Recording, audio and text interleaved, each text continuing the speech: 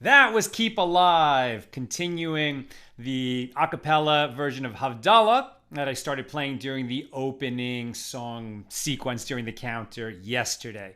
How are you, my holy sisters and brothers? I hope your week is off to a good start on this Sunday. It's about 6:20 here in Los Angeles. Let us light up the darkness.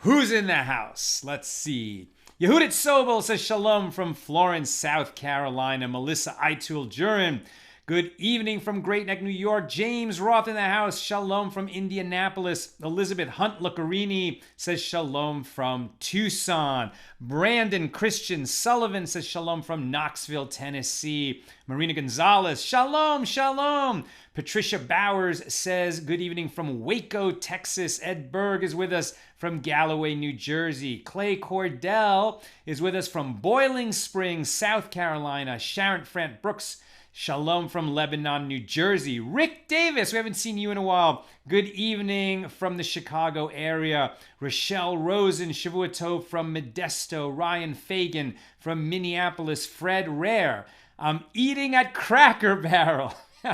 Awesome. Catherine Oliver Joyce says shalom from Denver. Irdiancia Tanjung says salam from Indonesia. Welcome, Irdania. It's great that you're with us. Thank you for joining us. Donna Smith says shalom from Bahama, North Carolina. Gloria Beck, shalom from Dallas. Linnea Weiss in the middle of Michigan farm country. John Shore, Sedona with an itchy beard. Me too. I've tried to grow a beard so many times. It just gets itchy on me. We can't shave now, really for the whole 3 weeks, but especially in the 9 days between the beginning of the Hebrew month of Av and Tisha B'Av, which begins Wednesday night this week. No shaving, so that's why I look so scraggly. Jerry Judy is with us from Albuquerque. Debbie Graham from Tahlequah, Oklahoma. Alice Gross, Baltimore as usual. Rebecca Pontillo from Boca Raton, Florida. Sandra Reaper Barnett says shalom from Sydney, Ohio. Gisette Elias says shalom. Jerry Judy says shalom from Albuquerque. Lee Tucker, shalom from Birmingham, Alabama. S. Rubab Hussein says, hi, this is Rubab from Asia. Beautiful. Glad that you're with us. Melissa Meineman from Rhode Island. Gil Erez from Northern California saying namaste. Marianne Peterson, shalom from Texas. Nancy Kelson from Kalamazoo, Michigan. S. Mansfield O'Sullivan, hello from the shadow of the Washington Monument in D.C. Sandy McMurray says good evening. Laura N. Kuhn says shalom from the OU State in Norman, Oklahoma. Lynn is with us from Texas. Marjorie Holler says shalom from Tucker, Georgia. And Marjorie says, I missed yesterday's lesson with everyone, but even listening by myself, it was very meaningful, and thank you. And Lucy Johnson is with us from Minnesota. Welcome, everybody. Okay, let's get into it. We're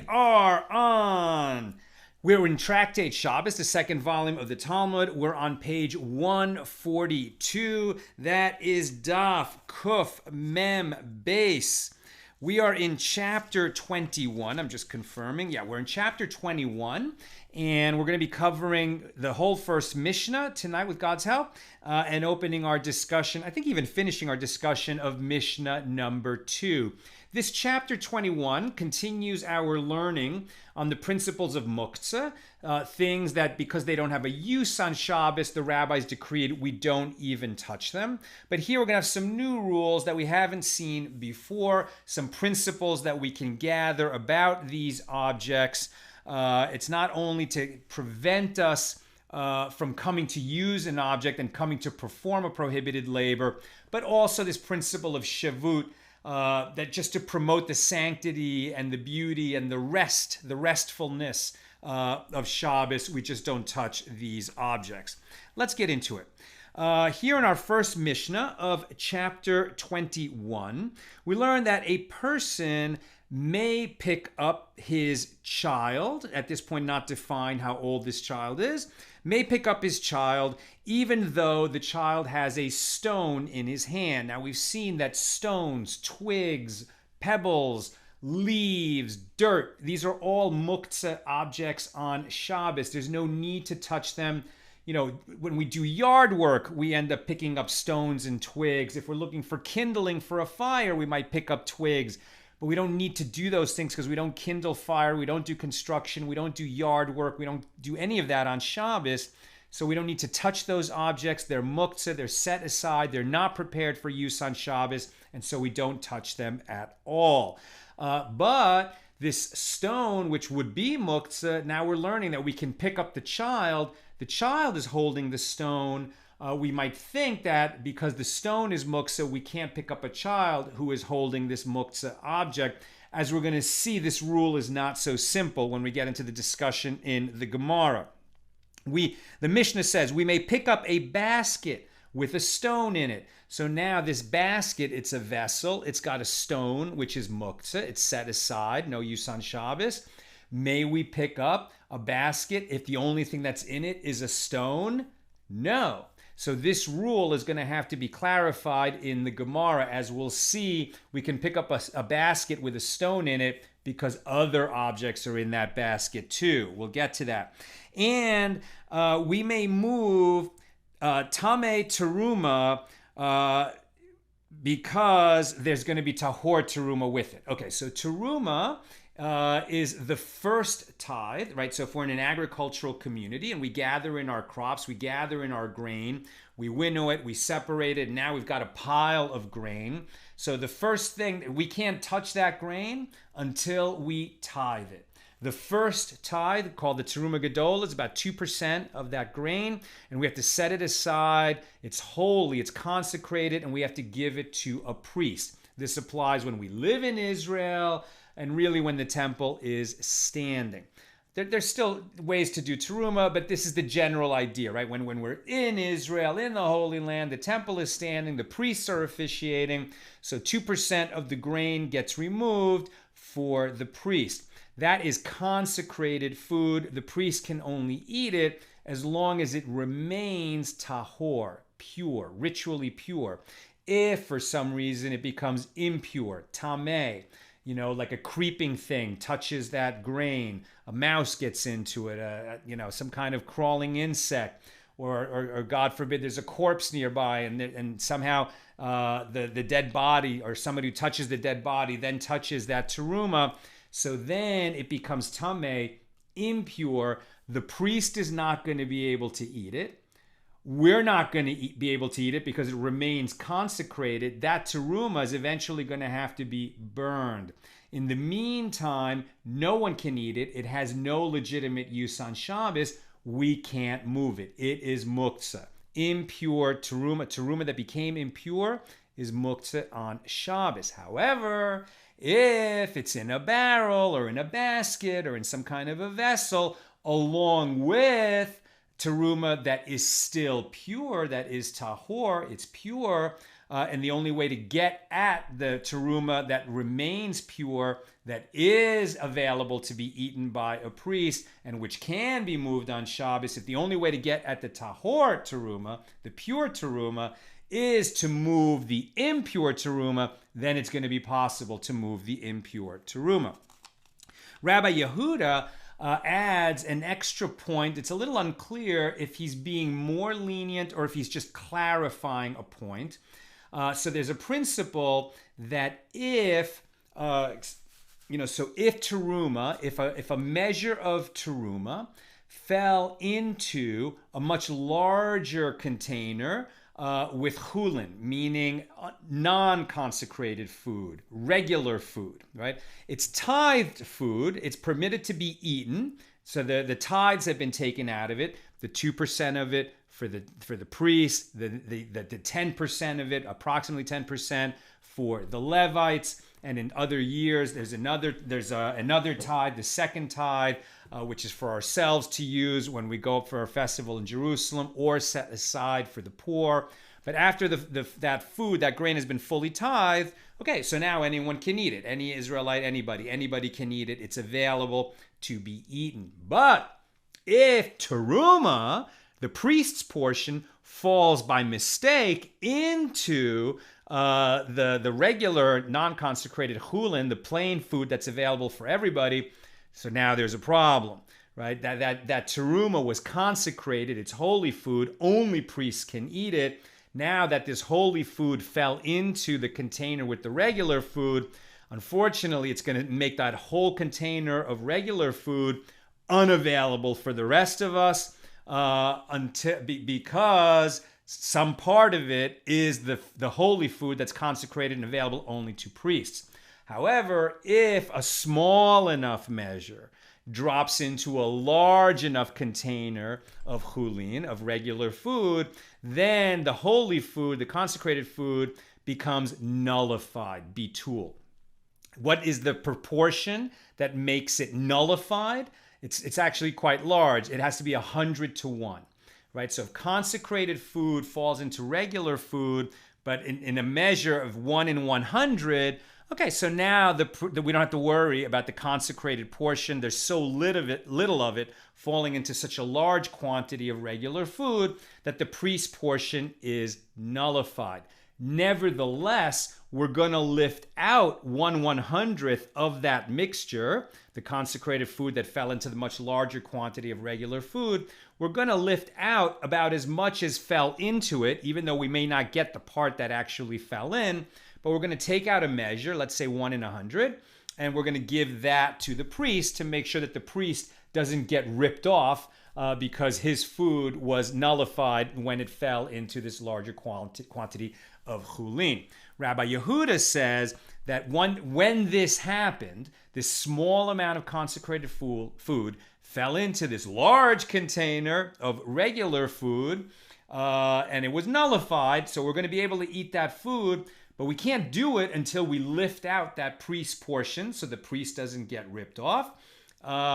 So he says we can lift out that portion on Shabbos. That's an important distinction from the regular tithing process, which we do not do on Shabbos, right? So if we had all that grain set aside, we just finished, harvesting and winnowing our wheat, let's say on Friday, and we haven't had a chance to separate the tithes yet. So then that whole grain pile, we can't touch it, we can't take food from it, we can't eat from it until it gets tithed. And we're going to have to wait until Sunday to do the tithing process because we cannot do that on Shabbos.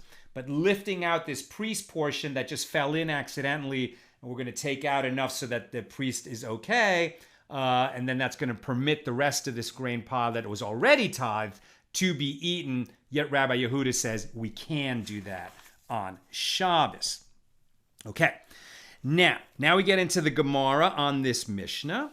So we're talking about this baby, right? So this baby is holding on to an object, and we're going to lift the baby. And there's going to be different situations and different outcomes depending on how we define this situation. So Rava is going to say, if we have a baby, and it has a purse around its neck, right? So unclear exactly what a purse is, but let's imagine that it's a money purse. Okay, so it's a money purse. Now, money for sure is muktzeh. We do not touch, we can't spend money on Shabbos. We don't touch money on Shabbos. Money is considered absolutely set aside. We don't touch it on Shabbos. If we need its place, because somebody left that money by mistake on the dining table, and now it's time to eat dinner, we don't want that money sitting there. So we're going to find some kind of atypical way of getting that money off the table so that we can eat it, and we're going to minimize the amount of contact that we have with the money. If possible, as we'll see, we might shake the table to get the money off it, or we'll pick it up in some kind of odd way, some kind of backhanded way, so that we don't touch the money. We understand that. Now, if the baby has a purse, let's say a purse of money hanging around its neck. So now the purse of money is muktzeh. It cannot be moved. So now if we pick up the baby, so then we're going to be liable. And we carry it. I think this is what's really going on. Now we carry the baby. out into the public domain, so we're going to be liable for carrying. We're going to be liable for carrying. Now, are we liable because we carried the purse around the baby's neck? Aren't we liable just for carrying the baby? You can't carry a baby on Shabbos out in the public domain in a community that does not have an Eruv. But is that true? You can't carry a baby? Rava holds like Rabbi Nassan. Rabbi Nassan says that a living person assists in carrying itself, right? And so basically there's a bit of a discussion here, but to sum it up, if it's a toddler that can walk, any child that can walk on its own and older, so it can carry itself. Now, if you pick up that child, it's like the two of you are combining to do what one could have done, and that's considered atypical carrying, and one would be exempt for that. So if you pick up a child that can walk on its own, you're not going to be liable for carrying in the public domain. But if it has this purse of money hanging on a string around its neck, that object is muktzeh. It's independent of the child. It's not attached to the child. It doesn't have to be on the child. It ended up on the child. And so now if you pick up this child and that purse of money, you're going to be liable for carrying this muktzeh item. You're going to be liable for carrying that money. If, however, now this is one of those cases where it's like, come on, the rabbis sound so callous. How could they even say this? But they're analyzing the law they analyze the law in unusual and sometimes even extreme and difficult cases to understand how the law would apply in situations that are not obvious. So even though this sounds difficult and emotionally, a little bit inappropriate, it's not. It's the rabbis asking, well, what would happen in such a situation? So we're talking about one who's carrying this child. It's a living being. What if it's dead? Right? So if it's dead and it has that same purse around its neck, now the person who carries it out is going to be exempt. Why? Because when you pick up a child and move it, you're doing it to help the child or you're doing it to help yourself. I mean, you have a reason, you have a purpose in carrying the child that helps you. If you're the parent and helping the child is helping you.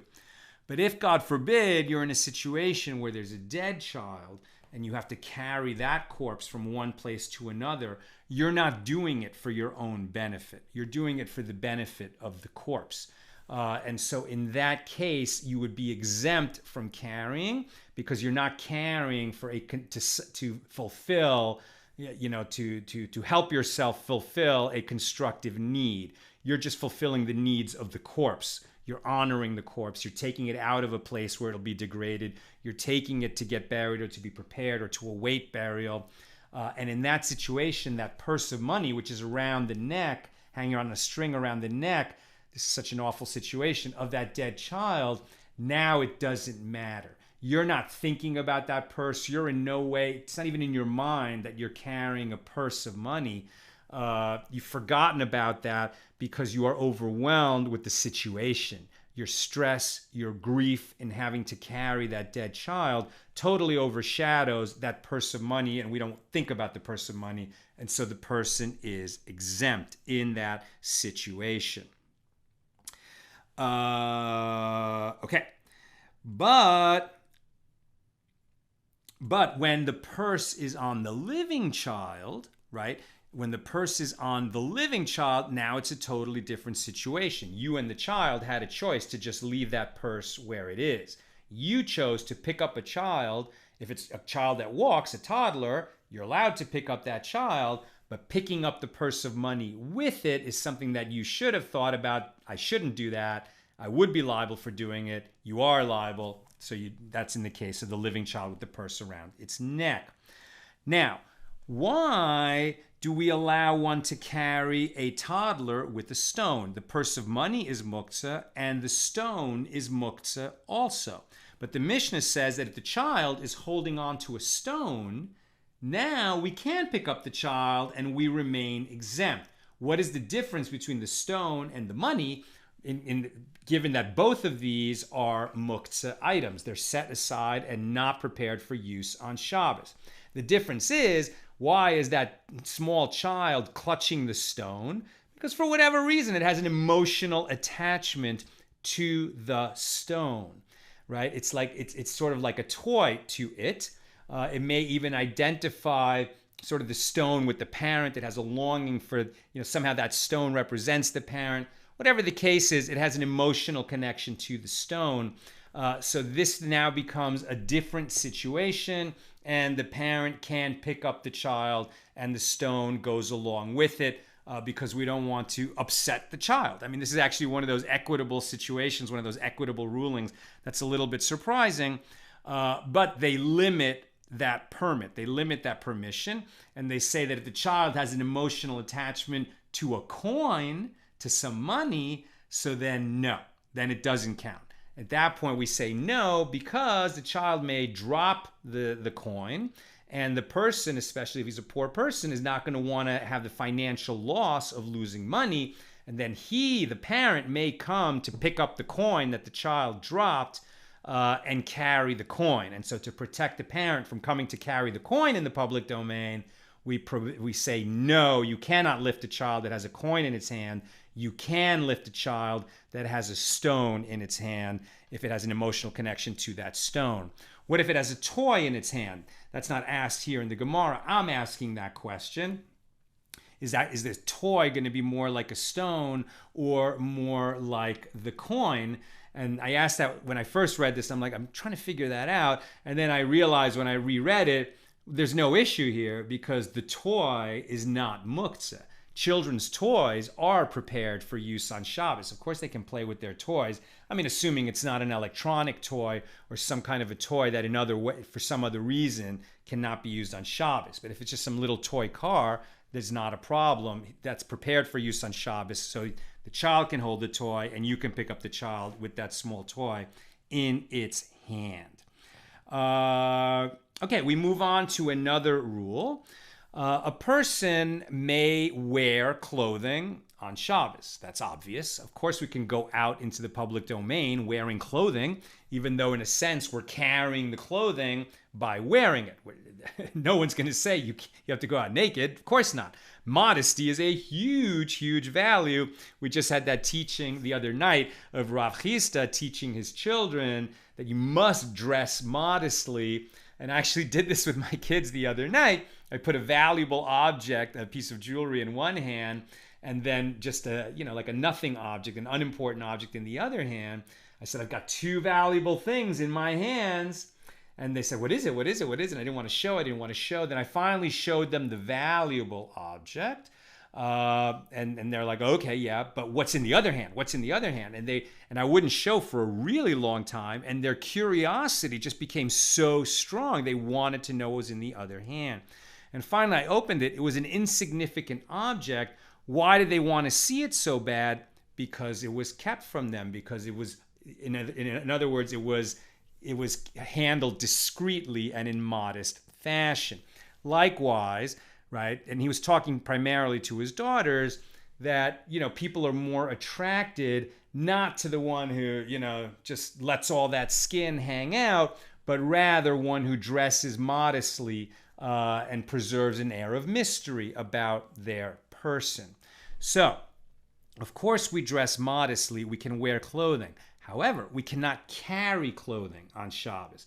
So if you have a little stack of your folded clothes, or the classic example is a prayer shawl, right? If you live in a community that does not have an Eruv, I keep mentioning the Eruv for those who are unfamiliar. An Eruv is like a legal structure. It's made out of posts and string. Often you're not even aware that it's there, but it has been put around a community and it is checked regularly. And legally, it's a legal construction that enables the whole community, the whole neighborhood within the bounds of the Eruv to be considered like a private domain. You can certainly carry things on your private property that you cannot carry when you leave your private domain and go into the public domain. So now let's imagine we're in a community that does not have an Eruv. So once you leave your private property, you're in the public domain, and there it is prohibited to carry on Shabbos. So you can wear your clothing as you walk out in the public domain, but you cannot carry folded clothing in the public domain. Likewise, with the prayer shawl, you could wear it and walk around, but if you wanted to carry it folded in your bag, your tallis bag, when you walk to synagogue, if that community doesn't have an eruv, it's a problem. You're liable for the prohibited labor of carrying on Shabbos. What if you carry a person who's carrying folded clothing, right? So in that situation, you are liable. You are liable because that folded clothing is an independently significant object. It cannot be carried on Shabbos. This person who's holding it, right? If he were carrying it outside, he would be liable. If you pick him up and now you're carrying both the person and the folded clothing, now you become liable for carrying that object. We may move. Okay, so if there was a stone in a basket, the Mishnah said we can move the basket. But that basket is a vessel, a base for a muktzeh object. And we cannot move a muktzeh object on Shabbos. And if it's resting on something and that thing becomes a base, is now secondary to the muktzeh object, then we can't move the base either. We can't move the vessel that's holding the stone. However, if we have this case where there's a bunch of fruit in the basket along with that stone, which is muktzeh, now we can carry the whole thing because the fruit is much more significant than the stone. We can carry it, we can move it, but it would be better if we can just take that basket and sort of shake out its contents, the fruit and the stone. So now we got rid of the stone without touching it, and then we could put the fruit back in the basket and take the basket over to where we need to do it. This is within the eruv, or within the private property. We're just moving what would have been otherwise been the muktzeh object. We can't carry a basket of fruit out in the public domain if there's no eruv. But here the point of this is that we can move within our private domain this basket of fruit, even though it has the stone inside. But it would be better to shake everything out, get rid of the stone without touching it, and put the fruit back in. We don't have to do that if shaking all the contents of the basket out would damage the fruit. We don't have to suffer a loss because we're honoring these rules of muktzeh. And likewise, with the impure teruma that we were talking about before, right? So this teruma, the portion set aside from the priest, for the priest, it became impure. It's tameh. No one can eat it. No one's going to be able to eat it. It's muktzeh on Shabbos. But there's pure teruma that is available, at least for a priest to eat. And in order to move the pure teruma, the tahor teruma, we're going to also have to move the impure teruma, so that's going to be okay. We can move both of them, but it would be better if we could shake everything out without touching the impure teruma, and then put the teruma, which is still tahor, still ritually pure, back in the basket, and then move it to where we need it. That's our discussion of the first Mishnah of this chapter 21. I'm going to get to your comments and questions momentarily. Let's just quickly open our discussion, or cover the parts of Mishnah number 2 that I'm going to talk about. Just to be clear, I teach the daf every day. I don't teach every sugya. I don't teach every teaching in the daf, right? So if you want to make sure that you read the entire daf, you're not going to be getting it from listening to me. I always select the key points that I feel that are good for this class and this audience, and that I can teach effectively. And I go a little deeper than when you go to a regular Daf Yomi shiur, regular Daf Yomi class, where they cover every point, but they move so fast that you won't have a chance to understand if these concepts aren't already familiar to you. So, just to clarify. Now I'm moving on to Mishnah number 2. Here we come into the case of a cushion with coins on it. Right? So somebody forgot on Friday, they just they emptied their pockets, and they without thinking about it, he dumped his wallet or this little purse of coins onto a cushion. He didn't think about it. Now it's Shabbos, and we need that cushion because people want to sit on it. Particularly in the ancient world, they didn't always sit at chairs around a table, very often a table was a piece of leather on the floor, and the seats were cushions around that piece of leather. So a cushion was a seat, right? Now this seat, somebody's seat, like let's say it's dad's seat, has money on it. It's a problem, right? We can't move the money. We can't touch the money. It's absolutely muktzeh on Shabbos. It's on a cushion. Now that cushion is a base for muktzeh, and so we can't move the cushion either. This whole thing is off limits. But we need the cushion so we can sit on it. So what did we do? It's permitted to take the cushion a little bit, shake it so that the money falls off.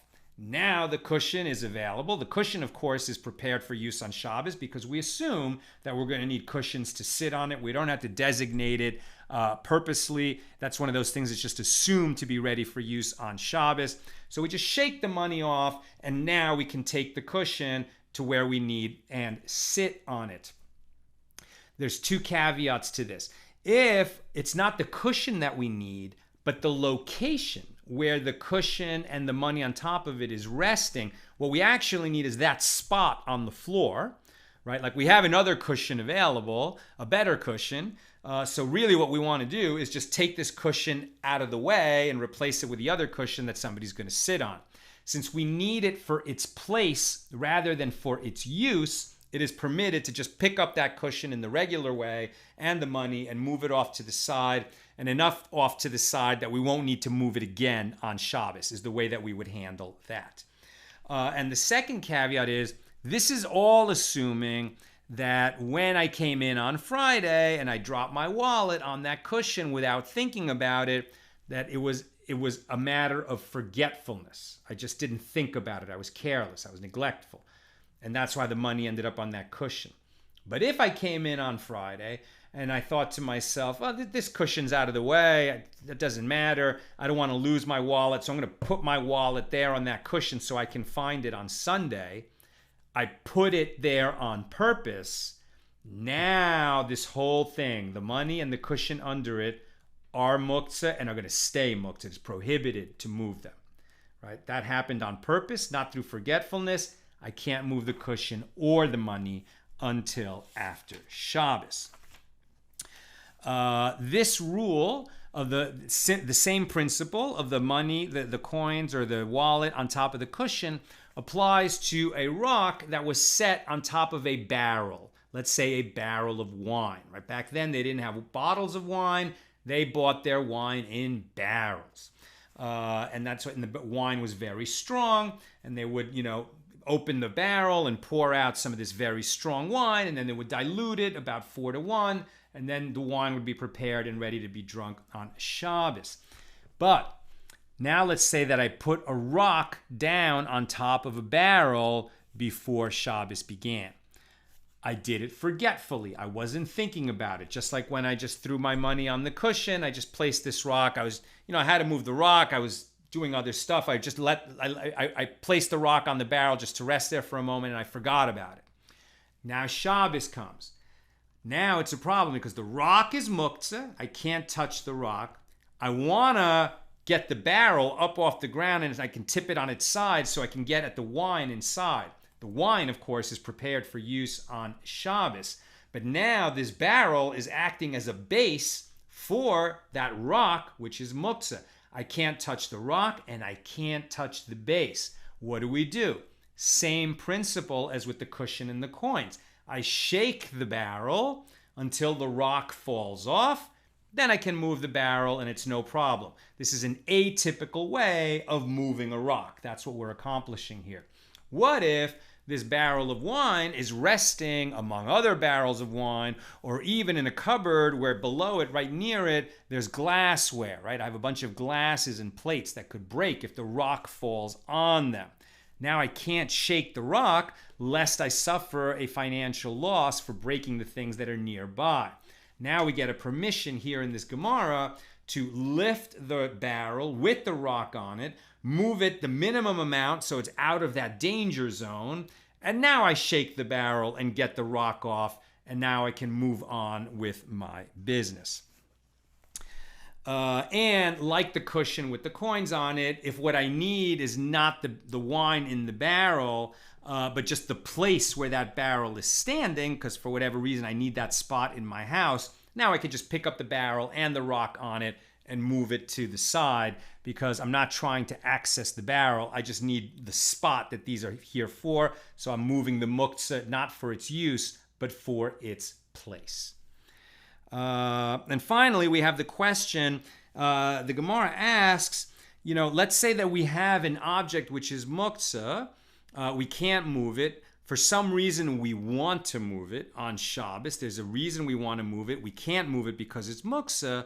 Can we place a permitted object, something that's prepared for use on Shabbos, on top of that thing, so that now the muktzeh thing becomes a base for the permitted object, and I can move the whole thing? And some rulings, some opinions said, yeah, we can do that. So if, for example, I had a saddlebag, I had a saddlebag on my donkey, right, and I left it outside in the public domain. Is this in the public domain? In this situation, maybe with the atypical carrying, or maybe it's within the courtyard in a private domain, a little unclear. But the point is, I have this bag of valuables. There might be money in it. There might be, valuable clothing in it. I don't want to leave it where it is. It's muktzeh. It's not prepared for use on Shabbos. Let's say it's a bag with money in it. So can I put a loaf of bread or a baby on top of that saddlebag full of money? And now the bag is just a base for a permitted object, and so I can move the whole thing to where I need to move it. Answer, nice try, but this concept of putting the baby or the loaf of bread on top of the muktzeh object is only going to be permitted, according to our sages, when you need to move a corpse, right? Now, there's such a big need to move the corpse, right? As we said at the beginning of the class, when you're carrying out, that dead child, like we're not carrying the corpse for our benefit, but there's still going to be situations where it'd be better not to move it. And here, just to be, if it's possible, to put the loaf of bread or the baby on top of the corpse to move it out of the sun and into the shade, for example. It's a muktzeh object.